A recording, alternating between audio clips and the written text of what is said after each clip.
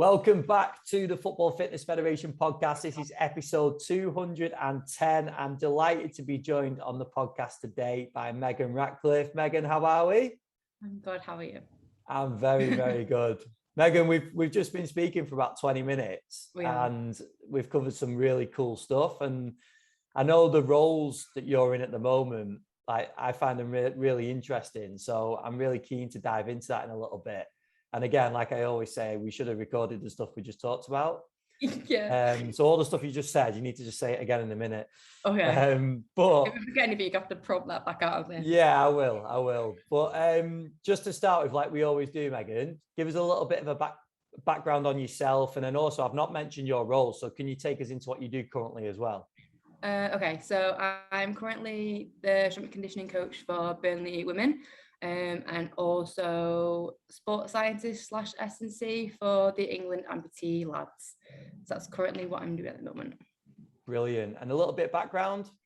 So I'm probably going to go right back because it kind of leads me to everything I kind of know in the way I am. So finished high school, went to college, and then I did sort of BTEC sport. During that time, I got quite friendly, like with the tutors and stuff, because I was like really into it and I didn't really want to just mess about. And because BTEC can be quite easy in a sense if you want to make it easy, but if you want to do it on your own, it can be a bit hard. Plus, because I'm dyslexic, it was always going to take me a little bit harder. I needed that extra support. So I got quite friendly with a guy called Martin and a guy called Sam, who currently at the time, Sam was doing his master's in S&C at Salford. So he was doing sort of kind of a case study on 2 boxes. So when he was doing that, I asked, could I just assist and sort of get a feel of like what he does? Because I was looking at going into personal training at the time. So, and I was doing currently that course as well while doing the college course. Fell in love with everything that he was doing, with the physiology, with the VO2 max. Everything that he was doing in the gym was completely different and compared to what I sort of seen and been exposed to when being in a gym.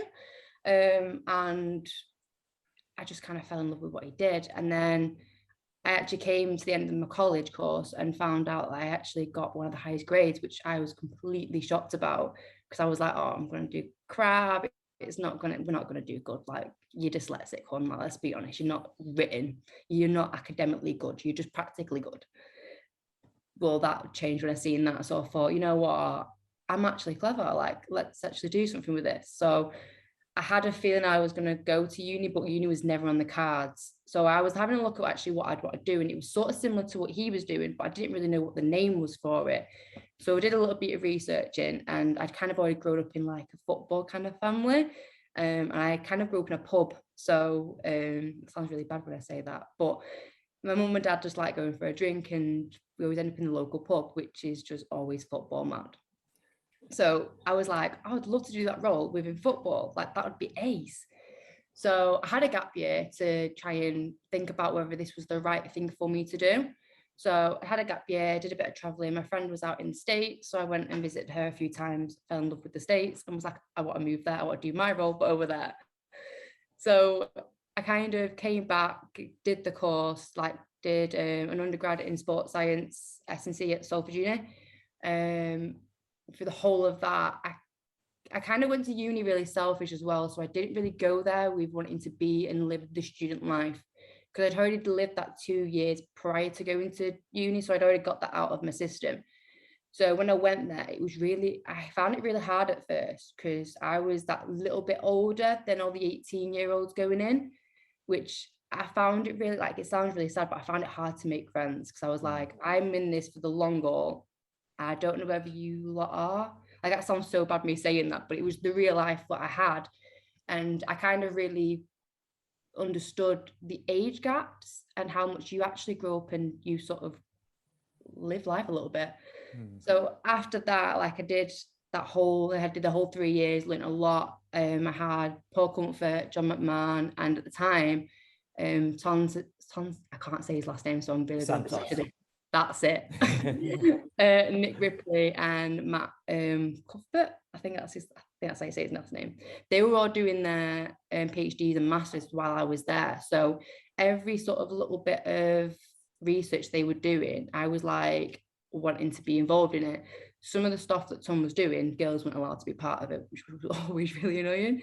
But the stuff that like, because he was doing like loads of change direction stuff. But when it comes to females, obviously with the Q angles, our hips, our knees, you couldn't do it. It was, he said that's a different ball game. So I was always like trying to like watch his stuff. So I'd always stay behind and do my uni work while he was sort of like collecting research, just to kind of get some ideas and see how this works. And a couple of times when I was there, I went out and did testing for them, like help them do the testing. So I think we went to Cell Sharks, United Women at one point to do some hamstring testing. And Silver County came in for one of the undergrads for dissertation. Like she'd got them basically, I think she was doing an internship with them. So I was like, oh, can I help you? And she was like, yeah. So I was like, okay. And I kind of fell in love with research that way. And that was kind of my way of being able to understand research and understand how an article works. So it came to me actually doing an article. I knew what to say. It was different putting it down, like, but that's how I kind of fell more in love with it. Yeah. And then I did my master's. Well, coming to the end of my dissertation, I was doing mine actually in weightlifting. I had Paul Comfort being my supervisor, and I also had him then in my master's. So that as I was coming to the end of my undergrad, it was actually COVID. Right. COVID hit at that point, which helped, didn't really help. But then I was like, well, there's nothing I can do, because my idea then was to go and get more experience outside. But obviously I couldn't, because COVID and everywhere had like basically cut down. People were limited, people coming into clubs and stuff. So I thought, oh, sack it, I'll just do my master's straight away. So at the time of all this happening, I was interning also at Salford City Lionesses. So I did that through my undergrad, nearly enough right through. And then when I was coming to the end of, no, actually it was the start of my master's, I got the job then with England Amputee, and I went from Salford to there. Yeah, that's kind of it in a really nutshell. And then ended up at Burnley. Like I applied for Burnley in June, and then I got it by September. I think that was like just a bit of a waiting thing. But yeah, that's kind of how I've ended up now. Brilliant. Probably missed out bits in that, and that will probably come out of more as we talk. But that's kind of the overview kind of thing about how I ended up here. Brilliant. Let's dive into those two roles then. So just starting with Burnley, can you give a little bit of a breakdown, because it's a part-time role, isn't it? Yeah. So how much exposure do you get to the girls, like in terms of how many sessions, how many times a week are you seeing them? So we have 3 sessions a week, and then we have game on Sunday. So normally it's kind of weird, but it's just the way it's worked out. We tried to change the scheduling, but it didn't work. It didn't fit around the girls as well, because obviously they still work full-time jobs. So we currently do Tuesday, Wednesday, Thursday, and then play Sunday. So our scheduling over them 3 days is like literally paramount. Like if the coach wants them by a certain time, I have to be done on that dot, because time is literally of the essence. Yeah. In a sense. So I get quite a lot of exposure with them. On a Tuesday, I try and do like small-sided games, and I'm actually at the moment trying to learn how to, because I'm not a football coach. Like I've got my level 1, but like that I still don't know how to do small-sided games. But I kind of wanted to learn like how I can integrate the football side of it, like transitions, pressing, crosses, anything like that I can incorporate on a warm-up on a Tuesday, which is light anyway, because obviously they're into the second day of recovery, so it's always light. So at the minute I'm trying to learn that bit and how to like make that as a game, make it fun, make it stimulus, before they then go into like the analysis and the other stuff that they've got to then do. So and then Wednesday's like our highest day, so that's like more loading, and then we reduce it again on the Thursday, but still keeping it a little bit high because we've got 2 days to then recover. So in terms of like, when you're saying low and high there, you're referring to actual intensity of the pitch-based sessions? Yeah. As well as the coaches as well. Yeah. And then what in terms of gym work, S&C, what sort of work are they getting from that perspective? So what we've done so far, and kind of what I've done is, I've done it where they all have an individual program. So based on the whatever testing they do at whatever time in the year, I then based some of their gym program on that. So if they've got any, like, say the one hamstring's weaker than the other, or same with glutes, groin, and then more like the power base, like jumps, and also their landing mechanics, time to stabilize. So we kind of do all them testing, and then whichever one sort of is a little bit is lower compared to the whole squad, then we sort of, that's how I kind of do most of their programs. But it kind of, they all basically follow the same sort of theme of, they do like sort of strength, speed, strength, and then we reevaluate at Christmas when we do another set of testing, and then we sort of then go with based on what that gives us, kind of thing. Gym is always 1 day a week, but I do put additional sessions on before 2 of the sessions, so I make it like a 5:30 to like 6:20 or something like that, just because if I make it mandatory, not everyone can make it before the training session. I can't cut the pitch-based session down, so I as like an additional one, and then you always have the same players each week that come in for the additional ones, and then obviously you have the squad then. So my time with the players is like the ones who I see the 2 days extra. I try and spend a lot of time with them, building that like sort of rapport with them, and sort of teaching them stuff. Like at the minute on a Wednesday, we're sort of doing some weightlifting derivatives, but keeping it like low distance, just the bar, just going through technique work with them, because I've got the time to do that. And then, but then eventually when they've got it, I can actually put it in the program. So I then don't need to watch them because I know they're competent at it. Then Wednesday is just based on their day, like whichever day they're on. And then Thursdays, I can kind of go to the other players that I don't see on the extra sessions. So I kind of manipulate it a little bit, like I kind of work around that. But I just take all the gym sessions as well. But they all that just fall off their own big own program. I don't get them all together and do the same thing with them. It's all individualized based on their needs. And with that then, so they'll have time, some time away from the club as well. Are they getting programs to go and do themselves, or is the majority of work that they do in the club or at the club? So on their sort of kind of recovery days, there's always a sort of mobility program to follow. And that just keeps them moving a little bit, some body weight stuff in there, but nothing like intense like jumps or anything like that gets done like within the training, so they can actually have them days to recover. But it's sort of whatever they want to do. If they wanted to go for like a light jog, mainly like players who want to do that always message me going, can I do this? Can I do that? I'm like, yes. If you're doing something, I'm probably happy that you're doing something. On a Monday, because you're just after a game, like do the mobility session, go for a walk, probably just go for a swim if you want, bruise up a little bit, go for a game of golf, just low. That's when that education comes into it though, Megan, isn't it? Because that's why they're asking the questions, because they want to learn, they want to find out.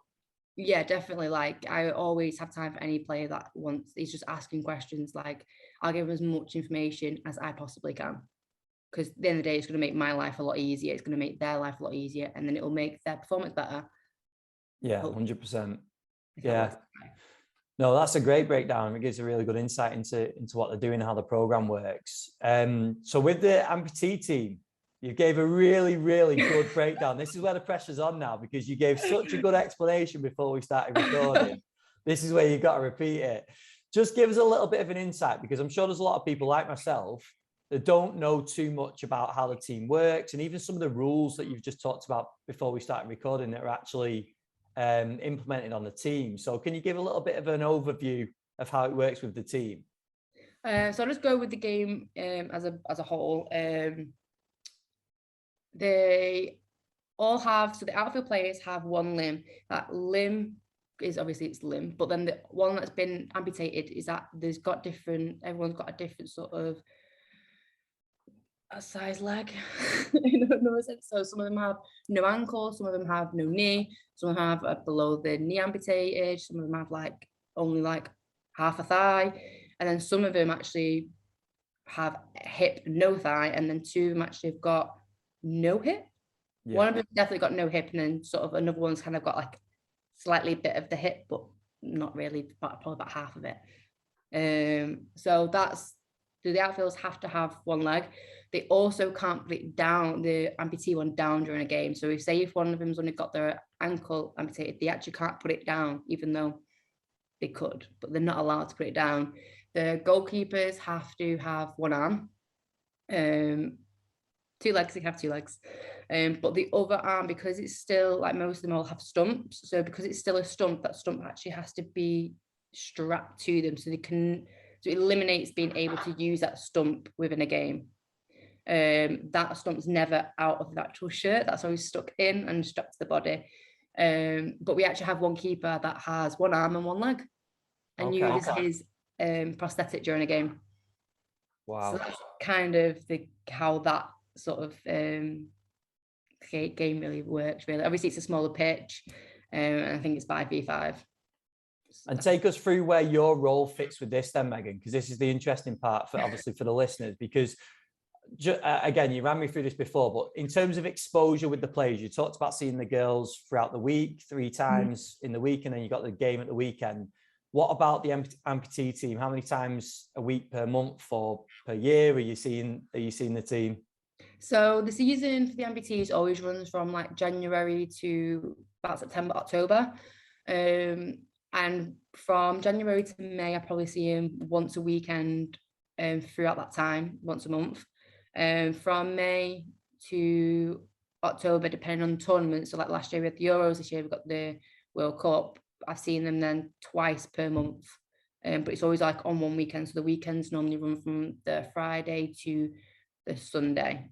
However, so last year, I've always got 1,000,001 jobs going on. So last year I had a pub job that I was still doing. So that was always on a Saturday. So I only went down then on the Sunday.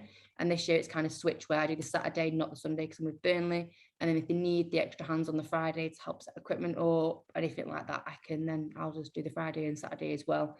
But not all the time I'm needed for that. So I normally seem like once a month, literally. My role within that is kind of, I do all the programming, the periodization, and sort of the work that they're going to do then away from the team, kind of like it's just their individual stuff. So with that, I actually do the same program for them all, because I don't have the time, or like I don't see them enough. I basically have a look at the way the testing that we do, and then I also look at the way they actually play.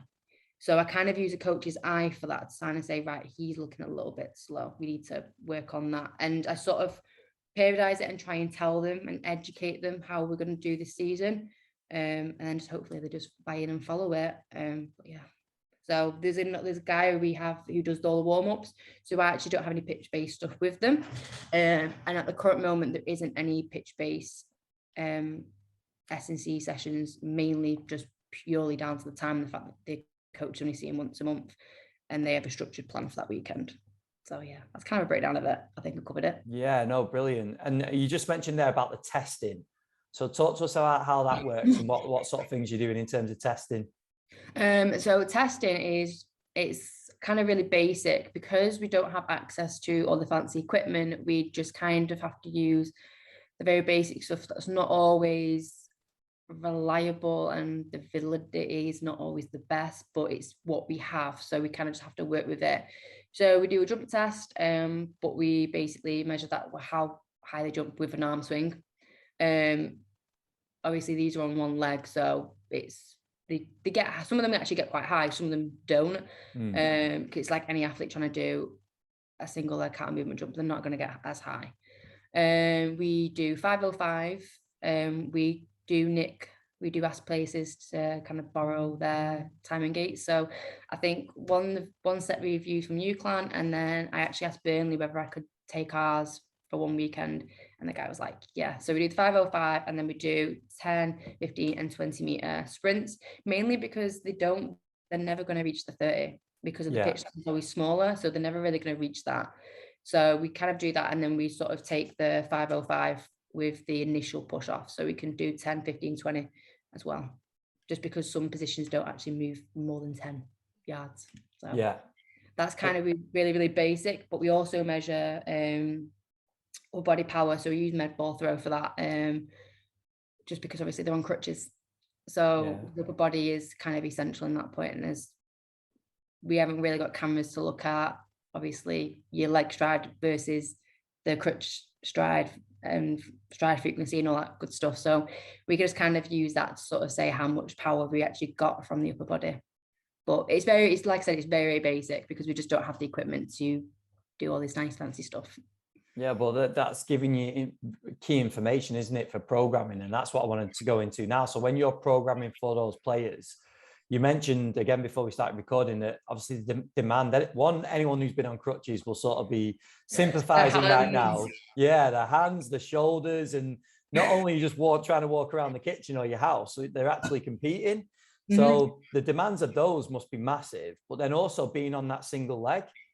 So where does that then fit into your programming, or where do you fit into their programming in a way, in terms of what are they doing then for their S&C work?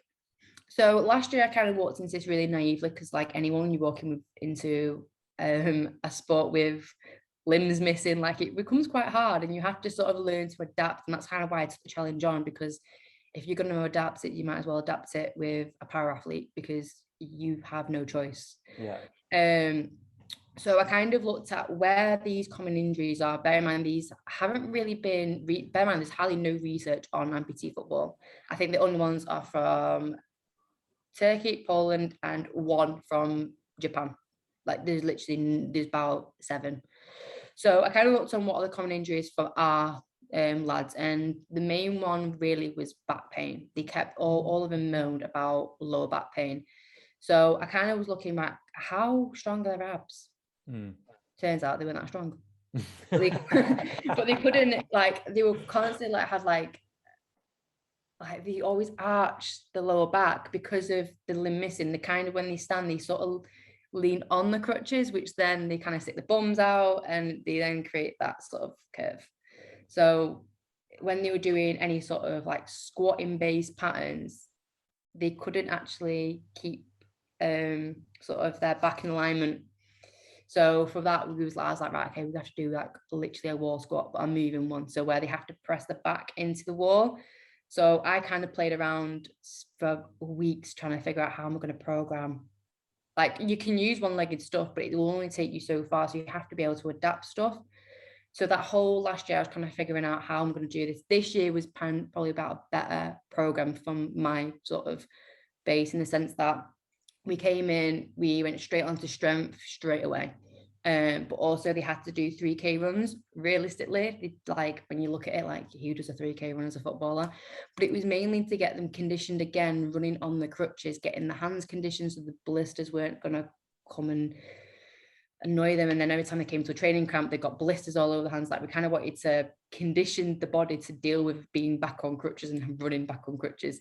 So we did sort of a 3K run, and then I kind of worked into doing like interval work. So where they was then doing long intervals into short intervals. And at the time it was doing that, I was working from speed to strength speed to then strength speed, then speed strength, and then into power. So it was like the conditioning was always moving along with that. But when you're a footballer, you have to do, when you're an able body, you only use these really legs, whereas they're using the whole body. So that kid like that has to be strong throughout the whole thing, because otherwise when they come into camps and stuff, they'll basically just be in pain. And obviously if certain muscles aren't activated, then they'll be like, they're going to have an hip imbalance anyway, naturally, but we're trying to want to minimize it as much as we can. And obviously you've got the rotator cuff, that all has to be strengthened because of the crutches. So yeah, in terms of sort of exercise selection then, Megan, because I'm guessing with some of the athletes or players as well, they're able to put prosthetics on, are they, when they're training? I know they're not allowed in the game, but yeah. So I'm quite easy with that. Like if they want to use the prosthetic, because some of them, whether they like to admit it or not, probably some of them are really conscious about going to the gym and not having a prosthetic on, because they can wear joggers. Right. They can kind of hide it a little bit if they don't want people staring. Some of them are just really not bothered. They're more than happy. Exercise selection, like if you want them to do a heavy squat, unfortunately they can't really do that, especially with a barbell. So they didn't go on a leg press. doesn't really do much of the trunk stuff, so we have to make that up later on in the program. So we have to do quite a lot of like bracing stuff, so like kettlebell pull throughs, like keepers slightly different. Yeah, I was going to get onto that in a little bit. So you use banded stuff, so they always have banded stuff to warm up with, and if I want them to do any rotation stuff, they'll like have a kettlebell in the hand, or they'll have a cable or a band, something like that, to put some loading on their trunk. Yeah. But outfield players, I get them to do push press, barbell. Keepers, that'll just be with a dumbbell. And then I've actually got them this year to sort of incorporate, like be able to do like a mid-thigh pull. Some of them, one of them used his prosthetic at one point, and then the next session he used he didn't have it. So they just vary in what they want to do. I try not to be too strict on it, because they are doing this away from camp. They are doing this at home. So I want to make it where if they're going to the gym, they're doing something. Yeah. Whether they have one on or not, like I can't force them to have one on or not to have one on. Like they're going to do what they want to do, whether I like it or not. So you kind of got to work with them and sort of build that rapport. And then eventually you will end up getting to a point where they can do they can do a mid-thigh clean pull. Like they can do that. But some people some of them don't like to go away from their norm. So I think, like, from what I can gather, their norm was sort of a bodybuilder type program. And I kind of had to steer them away from that and get them to trust the process. So I think I had the same conversation with the same players throughout the whole season about the structure of the program, just because it just goes back to the education. And obviously within football, we know time is not on our side in a sense, especially within Amputee one. So you haven't got the time to go through a full PowerPoint and explain the whole structure of it. So you kind of have to do it in person. If they're interested, they'll ask. If they're not interested, they won't ask. Yeah. So with the ones that don't ask, you have to actively go to them, like, oh, how you doing? Like, get a conversation going, and then sort of slide the gym in and be like, okay, how's it going? So that's kind of how I do that. But it varies. Obviously, they can do single leg RDL, but most of the time, if they don't use the core, the back's then going to take the load in, not the leg using it. So I kind of switched out to doing sort of a hamstring bridge with load on it, where they can then learn to tuck the pelvis under. You can like basically activate the core to then lift themselves up while doing a hamstring. So just taking the leg, what they have, outwards. If they don't, then they put their stump on a bench, and we sort of do it that way. So it literally just depends on what they're able to do, but they will adapt themselves anyway. So if there's an exercise and they can't do it, they'll just adapt it anyway and let me know what they've done. Or they'll go, oh, Meg, this is what I've done. Is this all right? And then I'll be like, oh, I don't know. And I'll be like, right, let me go and try this. And I'll go and try it myself. And I'll be like, oh, yeah, no, that's fine. Or it's all right, but maybe just tweak it this bit a little bit, because I've gone and tried it myself. But I wouldn't know unless they didn't tell me. Because obviously I've got 2 legs, 2 arms, you underestimate the little things that matter within exercises. So if they're telling me stuff, I'll go and try it and then be like, okay, yeah, that doesn't quite work. Like there is a lot of mistakes that I've made, like, because you're still learning in a sense. You've got to be able to adapt to their world. So yeah, like I'm still making mistakes now, but it's life. No, we were saying before, I've had a very, very small exposure to sort of disability sport and para athletes, and they are the most adaptable athletes ever, aren't they? Like you literally set something out, like you say, and they're going to get something done. Like it might not be exactly what you set out for in the first place, but they're so adaptive, aren't they, that they sort of get on with it, and then they feed back to you after, I've done this, rather than a lot of players and athletes we might deal with, and you put a program in place and they've got 100 reasons why they're not going to do it. Yeah, there was one time actually on, I think the 2 camps before they've gone away for the World Cup, and I was doing sort of, they have like a cool down, but it's like more like mobility, just to get them sort of range of motion back, kind of thing. And I actually wanted them to stand on one leg, which is they're going to stand on one leg, and use the other leg to swing diagonally. And then they just looked at me and went, Megan, that isn't going to work. I went, well, why don't you do it holding each other? And they were like, no, that's not going to work. So then I just resilient back to the floor and went, right, go on the floor and swing the leg, the one leg you have over. Yeah. That way. Yeah. So it makes you be on the spot as well. But like some people will just naturally go, like I think there's about 3 lads that went, Megan, that's not going to work. And then there was other lads that were actually trying to make it work. And they were like, no, we can't do this. So yeah, they are really adaptable and they're like really resilient as well. Yeah, 100%. That's one good thing about them. They're really resilient. So whatever you say, you can't hurt him. Yeah. Yeah, no, it's definitely an experience. I mean, you as a practitioner must be developing so many skills, whether you realize it or not, like working with a team like that, going into whether you stay with them or whether you go into different teams or whatever, in terms of your toolbox, that'll be growing all the time from all the experiences you're picking up with them. Yeah, I love it though. I really do love it. Like I'm one of these, I learn as I do. Yeah. Like if otherwise, like I can do like seminars and stuff like that. I know you're gonna ask that in a bit, but like I can go and do all them, but I would only pick up so much. Whereas I learn a lot by just doing and making the mistakes. Like we'll always make mistakes. It's just that you'll know there and then that that's a mistake, and you have to quickly think of something outside the box, literally. Yeah. So it just makes you think outside the box and not everything's so traditional. Yeah, 100%. With them.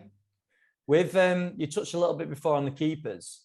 So obviously you gave a bit of a breakdown in terms of how you're having to program and who you're programming for. Mm-hmm. What are the main differences? Because obviously we've got a difference from the sort of demands of goalkeeper to outfield player anyway. But then when we're talking physically, I think you said there's a goalkeeper with 2 legs and 1 arm, one goalkeeper, did you say with 1 leg, 1 arm? Yeah. Yeah. So what's the programming looking like for them? So for that, the ones that have 2 legs, they can do a normal RDL. The one without, I always then put a comment and basically say like, you can do it with the barbell if you want, or is it's like a dumbbell, and he'll just work whichever one he wants to work with. So I kind of give him a bit more options, but I try and make it adaptable where you can't, like the stuff that I've used with the outfield players that they can use with them, as in like sort of the type of exercise they can do. But obviously with the keepers, they've only got 1 arm. So like press ups, they have to put the arm in the middle of where like the chest line is. So I work a lot with dumbbells with them more than barbell. It's just a lot easier, and it's easy for them to do away and feel comfortable that they can. Well, I can do a 1 arm row. It's fine. I can do that. I can do a shoulder press. I can do a push press with a dumbbell. Like we can do all that. I think the main difference is with them is because they're always using the 1 arm, they naturally rotate in. So their core, they lack the ability to do it the other way. Right. So they get a lot of pain from that. So with that, we have to try and do both sides. So a lot of rotation stuff comes into them, and then obviously like your prone, eyes, Ys, Ts, all that rotator stuff has to go in, but that goes in with the outfield players as well. So it's just, they kind of do the same thing, but it's just slightly different. I try and keep it really basic, because if you overcomplicate it, their brains are going to be just fried. So just keep it really simple. And then if they have questions, like they'll message, or I will message them and be like, how did that go? Is that all right? And then you get feedback from them if you just ask. And with that as well, you mentioned about the sort of periodization of going from a strength focus to a strength speed to a speed strength into power. Mm-hmm. Is that the same sort of progression for keepers as well? Yeah, we should do the same thing, just because one of them was slightly a little bit on the slimmer side. So we kind of need to beef him up a little bit. So his was slightly a bit different, more for that during the strength aspect of it. So I always went from like strength stuff with him, then into hypertrophy stuff to try and sort of put a bit of meat on him. The other keeper I didn't really do that with. They sort of followed the same thing, mainly because they haven't really done much, like obviously like these, like the acceleration work with them, they haven't really done anything like that. So for that, I'd like put like tempos in it. So that's how I'd sort of differentiate a little bit. So with them, just sort of getting them prepared for when they come into camp, that they've got the ability to de-accelerate a little bit. But they'll get a lot of that working with the keeper coach anyway. So kind of how that one works. These roles are exciting, Megan, aren't they? Because you've got such a blank canvas, haven't you, in terms of the programming? But like you mentioned before, with the lack of research in that area as well, like that one that has to improve, doesn't it? We need more data and people looking into this sport more as well. But it's such an exciting area because you're problem solving constantly, aren't you? Yeah, like massively. Like I think coming to the end of this season, I was on a roll with it. I wasn't making really much mistakes because I kind of done them at the start. So I just tried to use the same exercises that they were sort of doing anyway. These lads didn't get bored. Like they didn't really get bored, and if they did, I just spruce up a little bit. Like one of them said, like we wasn't doing enough shoulder stuff. So because obviously they do it aware, I did like a little feedback form, and I said basically you can say whatever you want. Like if you ain't gonna touch me, like brutally honest is what I want. And one of them said he wasn't doing enough shoulder stuff. I thought, are you having a laugh? Brutally honest, but I'm going to judge you. I was like, okay. So at the time they were doing like a full body. So I changed it to up and lowers. That's all I did. Yeah. And then I re-asked the question. I sent that thing back in. I didn't get that comment. And I was like, yes, that's all I had to do was just switch that up. Because I think like sometimes they don't like, lads are lads, like if you go into any gym, like a commercial gym, like any lads that's sort of in the younger age is always sort of doing something hypertrophy.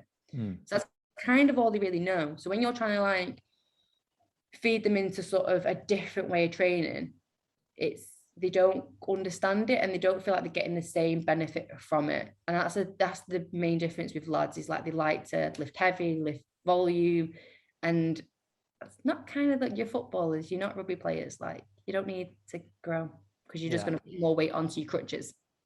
Yeah. Well, that's the other demand, isn't it, with them? The I suppose body weight, I suppose relatively as well for them, but that becomes really important, doesn't it? Relative strength and body weight. Well, yeah, because if they put on like 10 kilograms, that one leg's taking that 10 kilograms. Yeah. So it then comes a point where they're then going to suffer with more imbalances or pains because they've got more loading on that one leg. One leg's taking a lot. So calves are always tight. Calves are always tight. So even if they put more weight on, they're going to end up with even worse calves. Like it's just not worth it. And if you want them to do sort of the power stuff, short contact, they've got to be light for that. Because obviously we know how, like, you ask any player or any athlete to do like short contact on one leg, especially who were not full time. If that's the main one who aren't full time, you've really got to like develop that. You've got to coach that. I haven't got time to sort of coach that because obviously I don't see him outside. I do always put comments of what I want them to focus on and really think about this one thing. And I only give them one thing. If you give them two things, they'll only remember one. Yeah. But I've always spoken on one sort of element they need to focus on and just get them to work around like that. So yeah, I don't want them to bulk unless, like I said with the keeper, he needed to a little bit to be honest. But apart from that, the outfielders didn't. Well, that's just dealing with the individual needs, isn't it, within the squad? So, Megan, if we were to take you to the next sort of phase of this program, like where you want to take it, where you want to develop it, maybe even if it was a point where suddenly we got a lot of funding and they were like, right, Megan, you're full time with the team. What would you do? Like, where's the next stage of it? Have you thought about that? I have briefly, but I kind of never want to think if we got all this, what we could do, because then it makes me go away from the stuff that the limited stuff we've got. It's kind of a bit depressing in a sense when I say that. Like if I think about, we could do force plates, we could do this, we could do that, and then I'm like, actually, that's all lovely. These like metrics I can get from these are all nice, but I've already got this.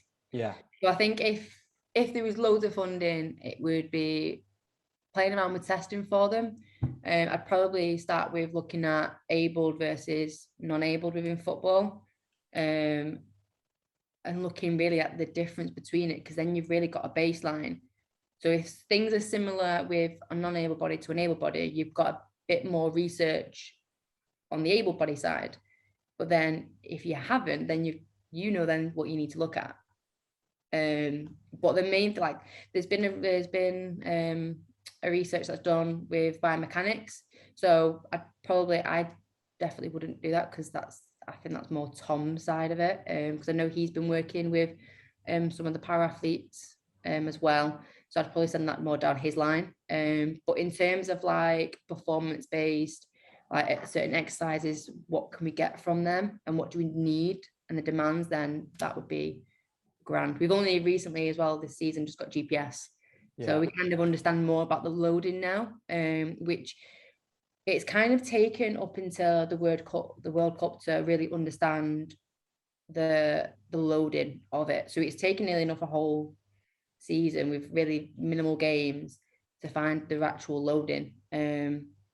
But then at the minute, what we're finding is that certain countries who are more full time, like these lads have to work hard, but the ones who are not full time, they don't really need to work as hard, which is kind of understanding.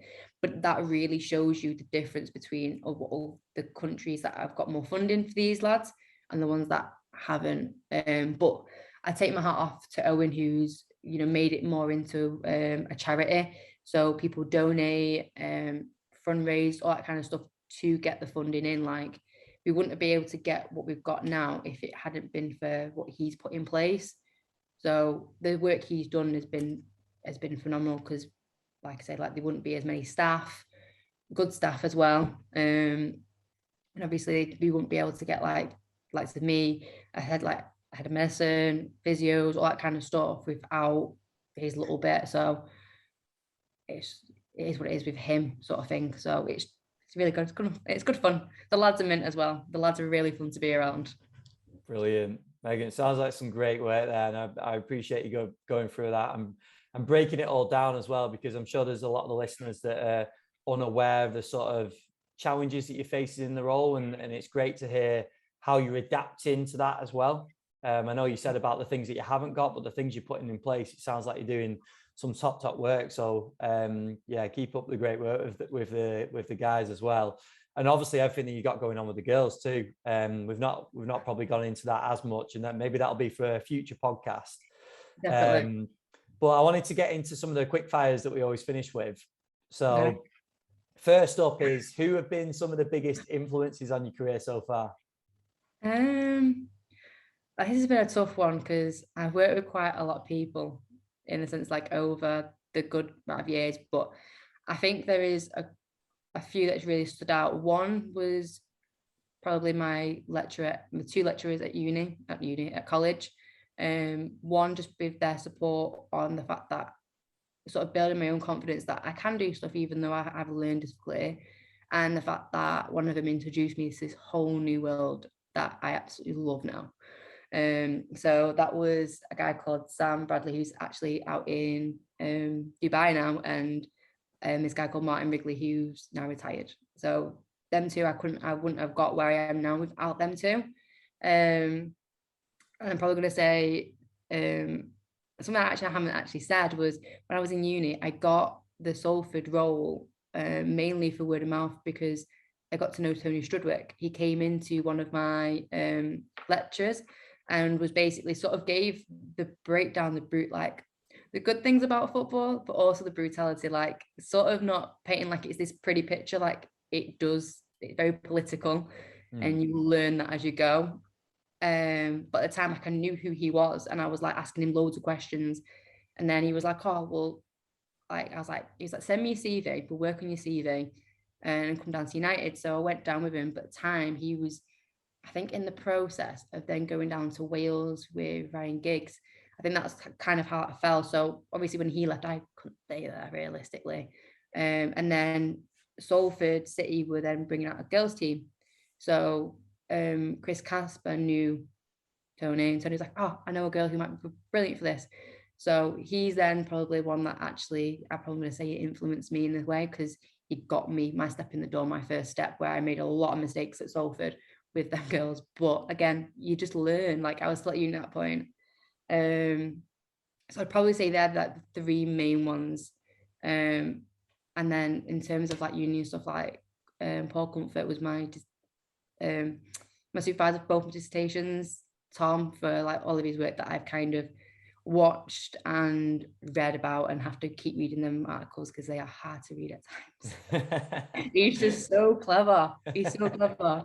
But the thing is, when you talk to him, you would never know. He's just such a good guy. He just talks and talks. I'm like, what is this jargon? Can we take a few steps back and elaborate a little bit? So I'll probably say like them guys are kind of like the main ones. But then obviously you've got everyone like the clubs I've worked at that sort of got me to where I am in a sense, and allowed me to make the mistakes. I think that's the main thing within clubs, like everything's got to be perfect all the time. And when you get to the bigger clubs, like I feel like you get more pressure, where I've kind of not had that. I've kind of been allowed to make the mistakes and learn from them and just keep growing. And obviously, I'm still making them now with the amps, but you just keep learning. Yeah, definitely. I know this is the question you're looking forward to. What is your biggest strength as a practitioner, Megan? Okay, so I'm probably going to go with I'm really like productive, in the sense that like I go out my way to, like, for example, with the girls, I put on them extra sessions. Like no one told me to do that. No one gave me the idea. I kind of thought, right, we need more gym sessions. How am I going to do it? And I thought, right, I'll just do it before the training session. As long as I like the coach, do that. Even on a Wednesday, I go and like pump the balls up. Like I'm really like, I can't just sit down and just watch for too long. I have to go and do something. And with the players, and this is kind of a thing I got told from the players and another member of staff, was like, I'm nice but stern. Like I don't know if anyone can tell, I'm quite a nice person, and I will talk for days. But when I need to be, I can be really, really stern with them, and they kind of then need to like get on. So like in the gym, sometimes like I'm quite relaxed in the gym, but when I see them talking for too long, I'm like, right, get a move on. Yeah, I don't want to be here till 12:00 at night. Get a move on. And they're like, oh, okay. And they just go and do it. So I think they're like my two qualities, because I just think you got to be a good human to build the relationships with players, especially like part-time. Like you're only going to get a certain amount of time with them. So to get what you want out of them and to get onto their level and being able to have conversations where if they, especially with girls, like with the whole that time of month thing, if they're feeling it and they're feeling really, really fatigued and they've got a heavy gym session, like that's their week 3, for example, which is the heavy week, they then need to be able to come and tell me that. So I think my strengths are sort of productive, I've been stern but kind, but the kind bit builds like reports with them. Yeah. Really realizing it. But there was a guy you had on I can't remember how, I think like a few months ago. I'm really bad with names. It's the guy at Liverpool Women. And Colin yeah, Smith. Yeah. And he said, and there's one thing I took from that which was amazing, was he does the Netflix trick where you ask him what they're watching. So I did that. I literally did that week. I watched that, and I got like the players I hadn't really had much time with because they kind of stay away from me because they don't really want me to pull them on certain stuff. That's how I approached it. I went, "What are you watching on Netflix? I need a new show." And they're like, "Oh," and they gave me loads. And now I still have players coming up to me randomly going, "You need to watch this."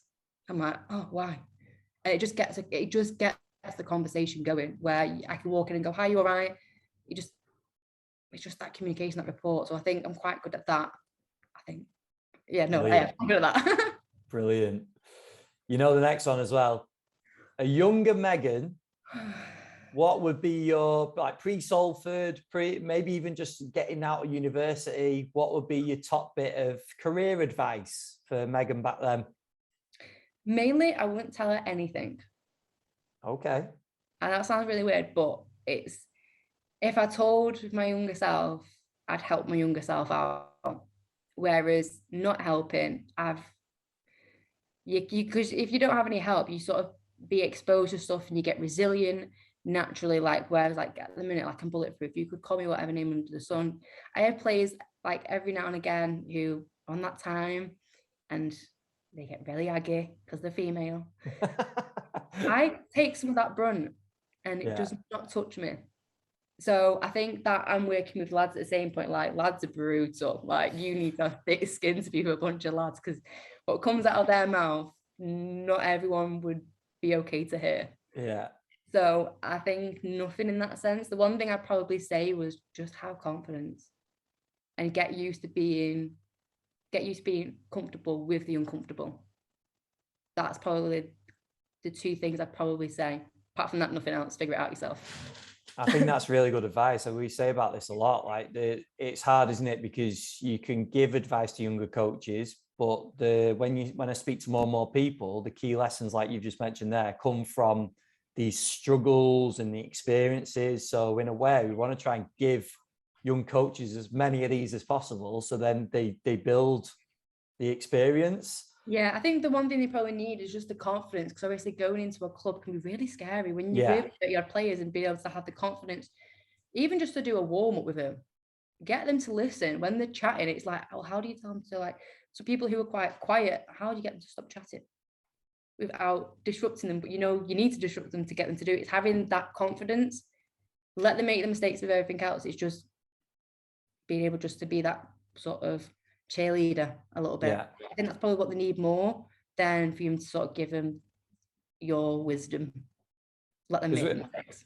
We're like kids, aren't we? We only truly learn when we've made that mistake. It's like the analogy of touching the hot oven or whatever it is, isn't it? That's hot. Well, you still touch it and then you find out it's hot. You know what? I had to say thing the other day. I was in the gym and I was teaching one of the girls how to do a push jerk. And I always say, pull your chin back, because one of them did it, but she did it on the nose and she went full on whack on the nose. I went, you will not do that again. Yeah. The ones who have hit themselves in the face, they've never done it again. I said, do you need to do it once? You won't do it again. I learned that, but I thought, I'm not going to give you the full into it because you will do it. If I tell you what will come eventually, you'll be too scared to do it. So just whack yourself, you'll be all right. As a physio. Megan, last question. What's your approach to CPD? How do you continually develop as a coach? Podcasts, they are my main thing. I listen. Like I said, reading isn't my strong suit. I read articles when I see notifications come in on ResearchGate, and I'll read them, but they'll take a lot of time for me to read. And sometimes I just don't have that time to read them. Come more Christmas, I have a bit more time and I'll sit from a Kindle and just go through a bunch of them. But I don't really have the time to do that. So because I'm always in my car all the time, I don't like just to listen to music, because you'll get bored of that music and you'll hate it. And then you'll run out of music and genres to listen to. I think I went through a phase of pop, R&B, old rap, a bit of Elton John. I went through the whole thing, a bit of Nickelback, I went through it all. Proper old school. So my thing is podcasts, obviously. Yours I found when I was in uni. You've got Pace Performance and it's got Danium in it. It's got what, sorry? That man in it, Damien. Oh, High Performance. That's it. High Performance, yeah. Yeah, I started listening to that as well. So I kind of just flick through at night and just pick a couple of ones that are new and I'm they're right on my street. I just listen to them, because I feel like even the ones that you feel are not in your industry, you can learn little soft skills that they use that you can, I just learned the whole Netflix one. I don't get wrong, I could kind of I know kind of the feelings that were going on within when you was doing the podcast. I kind of could I see the similarities quite a bit, but I was thinking actually, how do you deal with these girls me in the full time? And just that one thing changed quite, I said, again, speaking to girls that kind of stay clear of me just by that one question. So even if it's something that you don't want to listen to, just listen to it, because you might learn something. Yeah, definitely. No matter how big it is. Megan, if people want to reach out to you, where would you direct them? Where would it be socials? If people have got questions or anything? I'd probably say Twitter is one of them, which is Megan Ratcliff without the E. There's no E on the end of my name. Yeah. Just because that's a common mistake people do. 09. And then do you know what, email is really the best thing for me, because I kind of don't have any spam email. So if something comes through, it's kind of always important. So that was Megan Ratcliff 97 at gmail.com. So they're the two main ones that I'd likely reply back. I'm really slow, but it's only because I'm so busy. So if I don't reply back to you straight away, I will get back to you. I'll just leave you unread. and then reply back. Usually on a weekend. I usually get back on a weekend. Brilliant. Megan, thank you for doing that. That was awesome. You covered some great stuff there, and I appreciate you coming on. No, it was fun. It's kind of fun. It's kind of fun to talk about the stuff that I do, because not many people are interested, or like the people you're around every day, like you work with them, so you just get on with work. So you never really get time to actually reflect back on the stuff you've done or doing or want to do. Like you don't really get to say that all the time. So it's been quite nice, actually. Awesome. Well, keep up the great work and good luck for the rest of the season. Cheers.